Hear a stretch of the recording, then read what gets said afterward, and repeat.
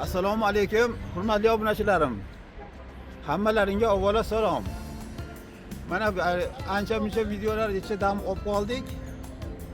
Dehqonchiliklar bo'lib, shunga mana hozir meni jigarlarim, mana mehnat, bola chaqa uylar joylar, mehnat qil, mashi bilan bo'lib shu ziyoratgoh joyga kelganim yo'q edi.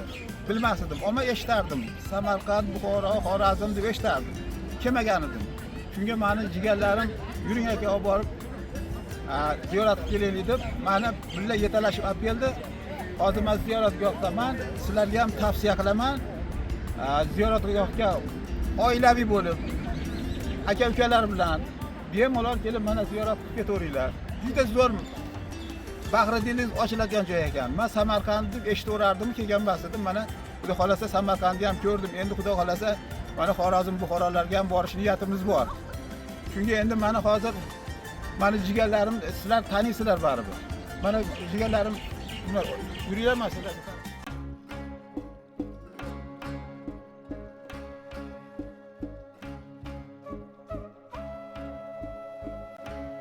Sizlar hammalaring taniysizlar. Mashlar hammasi meni jigarlarim bo'ladi.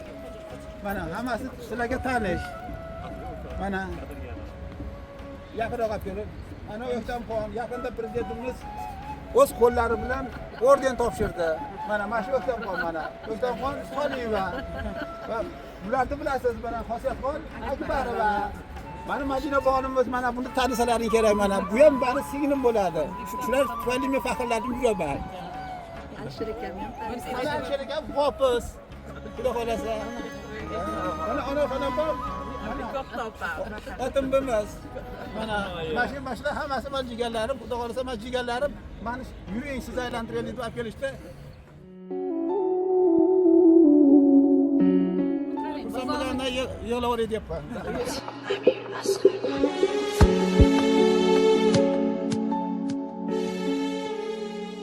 Chunki-da mana oddiy yerda turpog'idan zar yaratib dehqonchilik qilib, haqiqatda otamizni uyini bugun obod qilib o'tirganlar uchun sizga mana shuncha jigarlarning orqasidan sizga tashakkur, ta'zimdamiz aka. Chunki-da shunday insonlar bo'ladiki-da opa, otasining uyini obod qilishda o'rniga aksi bo'lishi mumkin. Bizga otamizdan qopda tillo qolganda hozir o'sha tillolar tugab ketgan, bitgan bo'ladi. Lekin bizga mehr-oqibat tashab ketgan ekan. Mana bugun mehr-oqibatni orasidan qobig'iga o'ralib yashayapmiz. To'g'ri aytdingiz aka. Otamiz halol bo'lganligi uchun, onamiz halol bo'lganligi uchun bizga bugun el yurtda o'zini ehtiromini ko'rsatyapti. E'tibor opam mana. Meni shoiralikda birinchi ustozim. Ona mana shu nima yozgan bo'lsam, birinchi tinglovchim. Yo'l yo'riqqa solgan E'tibor opamning she'rlari 11-sinfda Ona tili adabiyot kitobida tahlil uchun berilgan. Mana ularning yonida O'zbekiston Xalq tabobat akademiyasining a'zosi Madina Bonu turibdi. 25 yil, 26 yildan beri odamlarga ezguliklar ulashyapti. Ularning oldida Alisher akam, xuddi Alisher akam haqida gapirib, juda tanish bilishlari ko'p. Alisher akam desa men aytaman, Alisher qanaqa hozir yuribdimi desa, Alisher Navoiyga o'xshab qolgan deyman. Faxr bilan aytaman, akam bir necha yillar mana madaniyat sohasida xizmat qildi. Bugun bir etak nevara-chevarani Xurshovida bizni yuragimizni nima deydi, eng to'rida turadi. Mana Xosiyatxon yillar davomida akamiz izdoshi bo'ldi. Madaniyat sohasida harakat qildi, ijod qildi, go'zal nafasi bor. Mana o'g'loy singlimiz. Bizga dadamiz ikkita olam ilmini teng ulashgan, ham diniy ham dunyoviy edi. Chunki diniy ilm bitta qanot bo'lsa, dunyoviy ilm ikkinchi qanot. Bir qanot bilan hech qaysi qush parvoz qila olmaydi.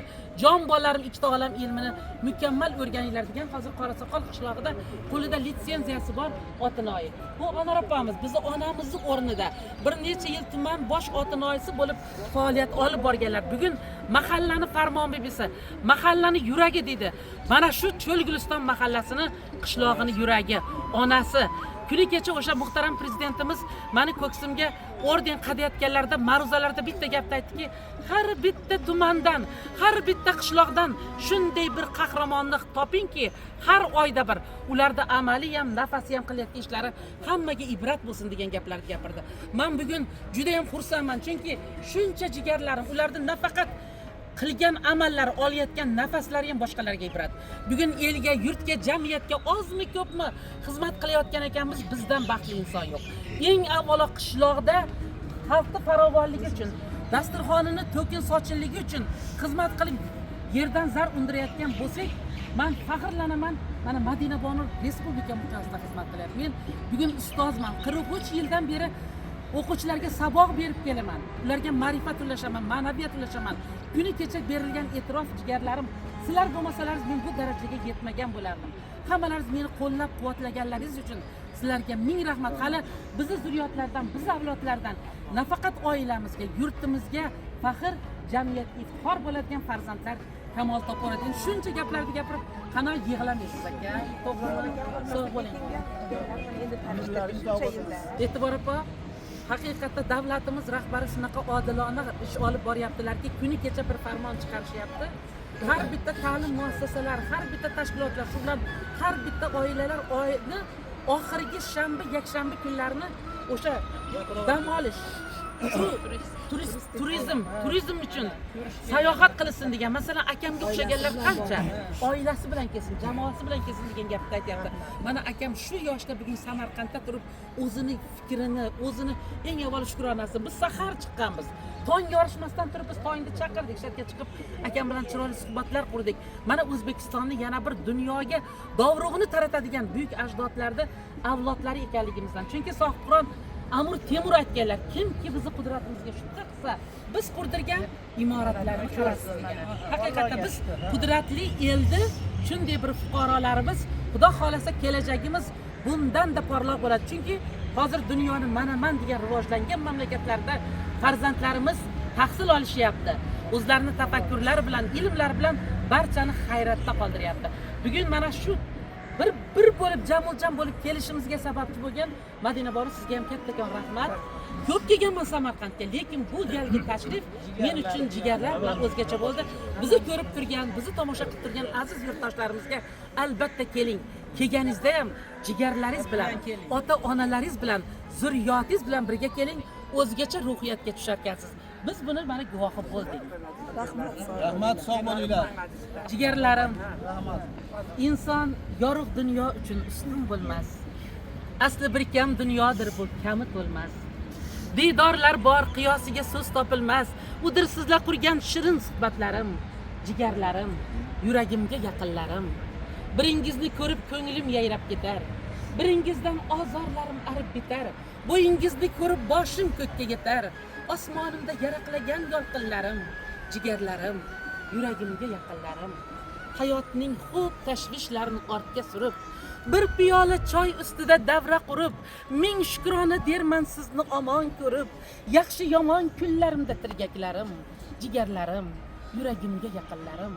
Otam bizni yo'llaganlar poklik sari, onajonim o'gitlari tillo bari. Kam bo'lmadik so'zlaridan chiqmay nari. El koriga yarayotgan chaqinlarim. Jigarlarim, yuragimga yaqinlarim. Akam, opam, osmonimda yulduzimsiz. Singillarim, oppoq tongim kunduzimsiz. Hayot zavqli o'tarmidi hech sizlarsiz. Sizlatatir rizqim, shodlik quvonchlarim. Jigarlarim, yuragimga yaqinlarim. Tilaganim qatorlardan bo'lmay xato. Sog' bo'laylik, dard bermasin qodir Xudo. Jigarlarni bir-biridan qilmay judo. Alloh o'zi asrab tursin yolqinlarim. Jigarlarim, yuragimga yaqinlarim. Jigarlarim, yuragimga yaqinlarim. Sizlar uchun dostonlar bitsak oz. Har biriz bitta doston men uchun. Mayli, sog' bo'linglar.